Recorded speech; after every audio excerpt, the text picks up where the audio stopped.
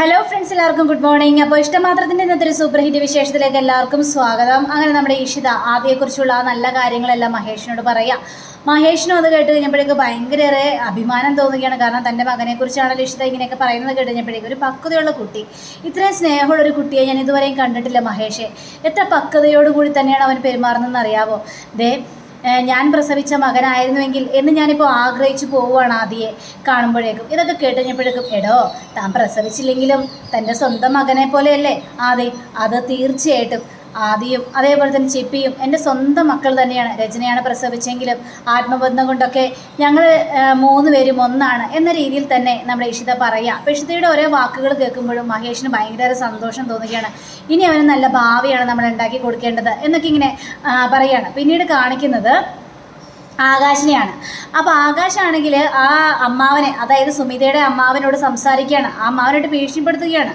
അങ്ങനെ ഭീഷണിപ്പെടുത്തിക്കൊണ്ടിരിക്കുന്ന സമയത്താണ് രചന വരുന്നത്. അപ്പോൾ രചന ചോദിക്കണം, രചനയെ കണ്ടുകഴിഞ്ഞപ്പോഴേക്കും ഈ ആകാശാണെങ്കിൽ ഫോൺ കട്ടാക്കിയാണ്. അപ്പോൾ ആരോടാ സംസാരിച്ചതെന്ന് രചന ചോദിച്ചു കഴിഞ്ഞപ്പോഴേക്കും അത് പിന്നെ വേറെ ആരുമല്ല, അത് വക്കീലിനോട് സംസാരിക്കുക.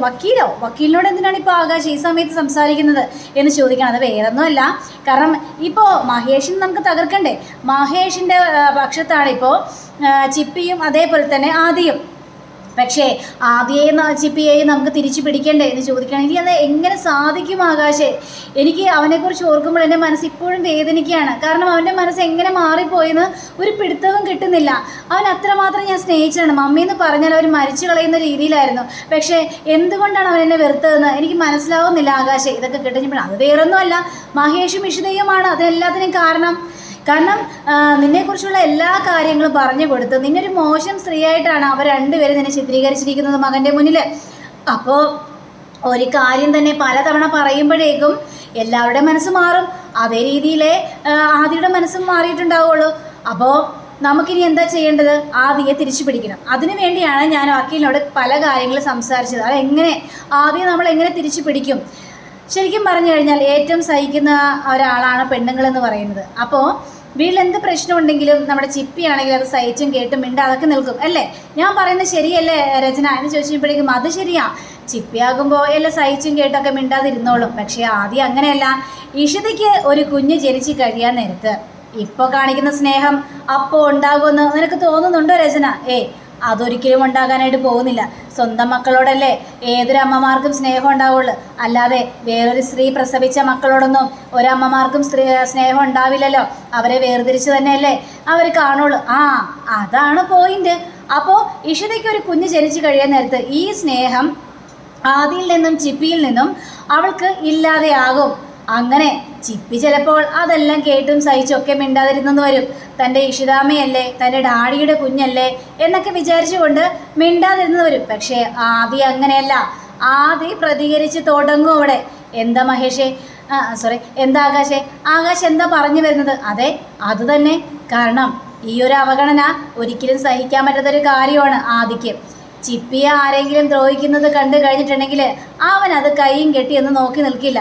സ്വന്തം കൂടപ്പറപ്പാണല്ലോ ചിപ്പി. അപ്പോൾ ചിപ്പിയെ വേദനിപ്പിച്ചിട്ടുണ്ടെങ്കിൽ എന്താ അവൻ കൈയും കെട്ടി നോക്കിക്കോ? അങ്ങനെ ഓരോ വാക്ക് കൊണ്ട് ഇഷിത ചിപ്പിയെ വേദനിപ്പിക്കുന്നത് കാണുമ്പോഴേക്കും ആദ്യം പ്രതികരിക്കും. ഉറങ്ങിക്കിടക്കുന്ന തൊട്ടിൽ ഉറങ്ങിക്കിടക്കുന്ന കുഞ്ഞിൻ്റെ മുഖത്തേക്ക് ഒരു ടവലെടുത്തിട്ടാൽ മതിയല്ലോ. ഇത് കേട്ട് കഴിഞ്ഞപ്പോഴേക്കും രചന ഞെട്ടിപ്പോവാണ്. അപ്പോൾ ആകാശിൻ്റെ മനസ്സിൽ ഇതൊക്കെയായിരുന്നല്ലേ എന്ന് വിചാരിച്ചിട്ട് പൊട്ടിത്തെറിക്കുന്നുണ്ട്. ആകാശം, നിങ്ങൾ എന്തൊക്കെയാണ് സംസാരിക്കുന്നത്? എൻ്റെ മകനെക്കുറിച്ചാണ് നിങ്ങൾ ഇത്രയും ക്രൂരമായി പറയുന്നത്. അവൻ അങ്ങനെ ഒരു കുട്ടിയല്ല.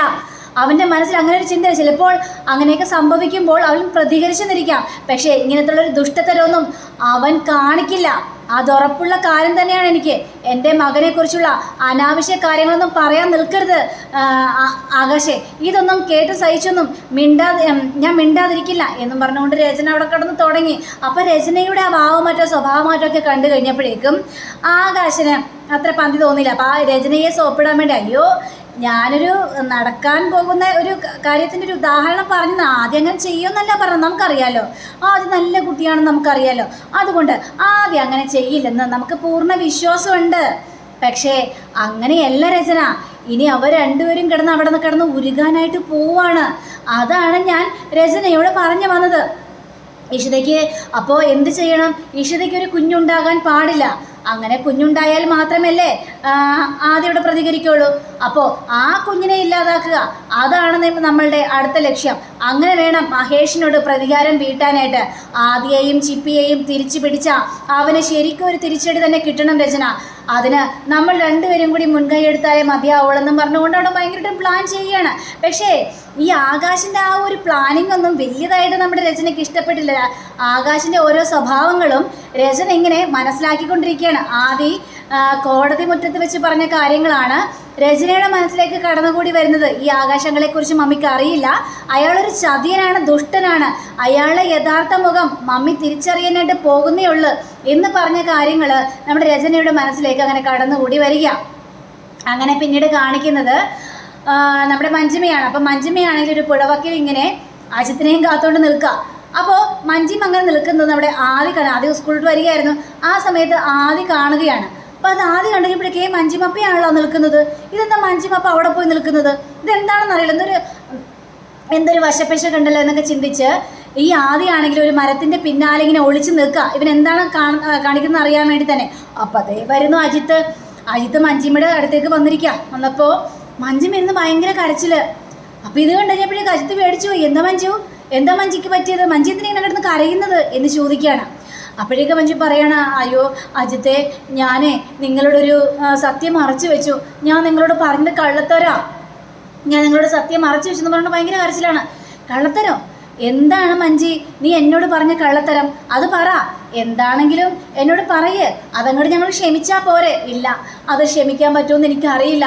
കാരണം നമ്മളന്ന് ആദ്യമായിട്ട് ഒരു ഹോട്ടലിൽ വെച്ച് കണ്ടില്ലായിരുന്നോ? ആ സമയത്ത് ഞാൻ അജിത്തിനോട് പറഞ്ഞായിരുന്നു ആ കള്ളത്തരം. പക്ഷേ ഇനി ഒരിക്കലും നമ്മൾ തമ്മിൽ കാണില്ല എന്നൊക്കെ വിചാരിച്ചുകൊണ്ടാണ് ഞാൻ അങ്ങനെ ഒരു കള്ളത്തരം പറഞ്ഞത്. പക്ഷേ ഈ ഒരു ബന്ധം ഇത്രയ്ക്കും ദൃഢമാകുമെന്ന് ഞാൻ ഒരിക്കലും പ്രതീക്ഷിച്ചില്ല. നമ്മുടെ സ്നേഹബന്ധം ഇത്രയ്ക്കും മുറുകുമെന്ന് പോലും ഞാൻ പ്രതീക്ഷിച്ചില്ല അജിത്തെ. എന്താ മഞ്ജി നീ എന്താ പറഞ്ഞത്? അത് പിന്നെ ഞാൻ പറഞ്ഞത് ഞാൻ മാരീഡ് അല്ലെന്നല്ലേ. പക്ഷേ ഞാൻ മാരീഡാ, ഞാൻ കല്യാണം കഴിച്ചതാണ് എന്നിങ്ങനെ മഞ്ജിമ തുറന്നു പറയാ. ഇത് കേട്ട് കഴിഞ്ഞപ്പോഴേക്കും ഈ അജിത്താണെങ്കിൽ ഞെട്ടിപ്പോയി. കല്യാണം കഴിഞ്ഞതാണോ? അതെ, അത് ഞാൻ അജിത്തിനോട് മറച്ചു വെച്ച് അതിനെ എന്നോട് ക്ഷമിക്കണം എന്നൊക്കെ കേട്ടുകഴിഞ്ഞപ്പോഴേക്കും അയ്യേ അതിനാണ് കരയുന്നത്. എന്നോട് ക്ഷമിച്ച് നമ്മളുടെ ഈ സ്നേഹബന്ധം വീണ്ടും തുടരണം. അജിത്ത് എന്നെ കല്യാണം കഴിക്കണം എന്ന് പറയുക. ഇത് കേട്ട് അജിത്ത് ഞെട്ടിപ്പോവാണ്. അപ്പം അജിത്ത് ഇങ്ങനെ മനസ്സിന്തിക്കുകയാണ്, ഇവിടെ കണ്ടു കഴിഞ്ഞിട്ട് ഈ കല്യാണം കഴിച്ചതുപോലെ തോന്നുന്നില്ലല്ലോ, നല്ല ഫ്രഷ് ആയിട്ടാണ് അവൾ ഇരിക്കുന്നത് എന്നൊക്കെയാണ് അജിത്ത് ചിന്തിക്കുന്നത്. എന്താ അജിത്തെ നിങ്ങളെന്തൊന്നും മിണ്ടാത്തത്? അത് പിന്നെ കല്യാണം എന്നൊക്കെ പറഞ്ഞു കഴിഞ്ഞാൽ അത്ര പെട്ടെന്ന് ഓഹോ അത് ശരി, അപ്പം എന്നെ ഒഴിവാക്കാനായിട്ട് ശ്രമിക്കുകയാണല്ലേ? അയ്യോ മഞ്ജി ഒഴിവാക്കാനോ? ഞാനോ? ഒരിക്കലുമില്ല മഞ്ജിമേ, ഒരിക്കലും നിന്നെ ഞാൻ ഒഴിവാക്കില്ല. നീ സുന്ദരിയല്ലേ. ഒരു കല്യാണം കഴിച്ചിട്ടുണ്ടെങ്കിലും നിന്റെ സൗന്ദര്യമൊന്നും ഒട്ടും പോയിട്ടില്ല. അതുമല്ല ഇത്ര നിഷ്കളങ്കമായ സ്വഭാവം, എത്ര നല്ല സ്വഭാവമാണ് നിന്റെ. നിന്നെ ഞാൻ ഒഴിവാക്കാനോ? ഒരിക്കലും ഒഴിവാക്കില്ല. അപ്പോഴേക്കും അജിത്തിൻ്റെ ഒരു കോള് വരികയാണ്. അപ്പോൾ കോള് മാറിയതേ എന്നെ വിളിക്കുന്നുണ്ട്. എനിക്ക് ഏതായാലും പോയേ മതിയാവുള്ളൂ. അപ്പോൾ ഞാൻ പറഞ്ഞ കാര്യം നമുക്കതെല്ലാം ഉറപ്പാക്കാന്നേ. ഒരിക്കലും നിന്നെ ഉപേക്ഷിച്ച് പോകില്ല മഞ്ജി എന്ന് പറഞ്ഞുകൊണ്ട് മഞ്ജിയുടെ കൈ പിടിക്കണം. അപ്പം നമ്മുടെ ആദ്യമാണെങ്കിൽ ഇതെല്ലാം വീഡിയോ എടുത്ത് വെക്കുക. അപ്പോൾ തോളിലും പിടിച്ച് കയ്യിലും പിടിച്ച് അങ്ങനെ അവരുടെ സ്നേഹസല്ലാപമൊക്കെ നടത്തുക. അതിനുശേഷം അജിത്ത് അവിടെ നിന്ന് പോവുകയും ചെയ്യാണ്. അപ്പോൾ ആദ്യമാണെങ്കിലും മനസ്സിന്തിക്കുകയാണ്, ആഹാ അപ്പച്ചി നിങ്ങൾ ഇത്രക്കാരിയായിരുന്നല്ലേ, നിങ്ങളുടെ കള്ളത്തരമൊക്കെ ഞാൻ പൊളിച്ചടുക്കുന്നുണ്ട്. ഇത് മതി എനിക്ക് ധാരാളം, നിങ്ങളെ വരച്ച വരൽ നിർത്താനായിട്ട് എനിക്കിത് തന്നെ ധാരാളം എന്നിങ്ങനെ നമ്മുടെ ആദിമോൻ ചിന്തിക്കുകയാണ്. അങ്ങനെ വീട്ടിലെത്തുകയാണ്. അപ്പോൾ മഞ്ജിമ ഇരുന്ന് ഭക്ഷണം കഴിക്കുക. അപ്പോൾ ഈ അജിത്തിനെ കുറിച്ച് തന്നെയാണ് ചിന്തിക്കുന്നത്. അപ്പോഴാണ് മഹേഷും ഇഷിതയും കൂടി ഭക്ഷണം കഴിക്കാനായിട്ട് വരുന്നത്. ആ സമയത്ത് മഞ്ജിമ അവിടെ ചാടി എണീക്കുകയാണ്. എന്തിനാണ് ചേച്ചി ചാടി എണീക്കുന്നത് ഞങ്ങളെ കാണുമ്പോൾ? അവിടെ ഇരുന്ന് ഭക്ഷണം കഴിക്കുമോ? അതല്ല, ഞാൻ ചാടി എണീച്ചത് വേറൊന്നും കൊണ്ടല്ല, നിങ്ങൾക്ക് വെറുതെ ശല്യമാകേണ്ട എന്ന് വിചാരിച്ചു, അതുകൊണ്ട് ഇവിടെ നിന്ന് പോകാൻ. ഞങ്ങൾക്ക് ഏതായാലും മഞ്ജിമ ചേച്ചി ഒരു ശല്യമല്ല. മഞ്ജിമ ചേച്ചിയുടെ പാട് നോക്കി നടക്ക്, ഞങ്ങളുടെ പാട് നോക്കി ഞങ്ങൾ നടന്നോളാം. അപ്പോൾ അതിലൊരു പ്രശ്നമല്ല എന്നൊക്കെ ഇങ്ങനെ സംസാരിക്കുകയാണ്. ഇതൊക്കെ അപ്പോഴാണ് നമ്മുടെ ആദ്യം അതേപോലെ തന്നെ ചിപ്പി ഇവിടെ വരുന്നത്. അപ്പോൾ ആദ്യം ഇങ്ങനെ വന്നിരിക്കുകയാണ്. അല്ലെങ്കിലും മഞ്ജിമപ്പയ്ക്ക് ഇപ്പം ചെറിയൊരു പേടിയൊക്കെ ഉണ്ട്. എന്താണ് ഏർക്കാ നീ ഇങ്ങനെ പറയുന്നത്? ഒന്നുമില്ല, കണ്ണടച്ച് പൂച്ച പാല് കുടിച്ചാൽ ആരും കാണില്ലെന്നാണ് വിചാരം. ഇത് കേട്ട് നമ്മുടെ ചിപ്പി ആണെങ്കിൽ അതെന്താ ആദ്യമായിട്ട് അങ്ങനെ പറഞ്ഞത്? അങ്ങനെ പറഞ്ഞാൽ എന്താണ് ആദ്യമായിട്ടാ? അതായത് ചിപ്പി മോളെ, നമ്മൾ പാത്രത്തിലൊരു പാല് വെച്ചിട്ട് പോയി. പക്ഷേ ഈ പൂച്ച നോക്കുമ്പോൾ ആ പൂച്ചക്ക് ഭയങ്കര കൊതിയാ പാല് കുടിക്കാനായിട്ട്. അങ്ങനെ പൂച്ച കണ്ണടച്ച് വരുക. അപ്പം പൂച്ചയുടെ വിചാരം എന്താണെന്നറിയാമോ? പൂച്ച കണ്ണടച്ച് നിന്നാൽ വേറെ ആരും പൂച്ച പാല് കുടിക്കുന്നത് കാണില്ല, അപ്പം നമുക്ക് കട്ട് കുടിച്ചിട്ട് പോകാം എന്നാണ് പൂച്ചയുടെ വിചാരം. പക്ഷേ ബാക്കിയുള്ളവരെല്ലാവരും കാണുന്നുണ്ടുള്ള കാര്യം ഈ മണ്ടൻ പൂച്ചയ്ക്ക് അറിയില്ല. അതാണ് ചിപ്പി. അപ്പോൾ നമ്മുടെ ഈ മഞ്ജിമയ്ക്ക് എന്തൊക്കെയോ സംശയം തോന്നുക. അപ്പോൾ മഞ്ജിമ ഇങ്ങനെ ചിന്തിക്കണം, ഈ ചെറുക്കനെ എന്ത് അർത്ഥം വെച്ചാണല്ലോ സംസാരിക്കുന്നത്, എന്താണ് കാര്യം? മഹേഷേ, ഈ ചെറുക്കനോട് മര്യാദയ്ക്ക് ഇരിക്കാൻ പറഞ്ഞോ? ഈ ചെറുക്കൻ എന്താ ഇങ്ങനെയൊക്കെ കിടന്ന് പറയുന്നത്? അതെ, മക്കളെ വളർത്തുമ്പോൾ നല്ലതായിട്ട് വളർത്തണോടാ എന്നൊക്കെ പറയാ. ഇത് കേട്ട് കഴിഞ്ഞപ്പോഴേക്കും അതിന് ഡാഡിയെ കുറ്റപ്പെടുത്തണ്ടേ മഞ്ജിമപ്പേ? എന്നെ വളർത്തിയത് എൻ്റെ മമ്മിയാ, അതായത് മഞ്ജിമപ്പയുടെ സുഹൃത്ത് എന്നിങ്ങനെ പറയുകയാണ്.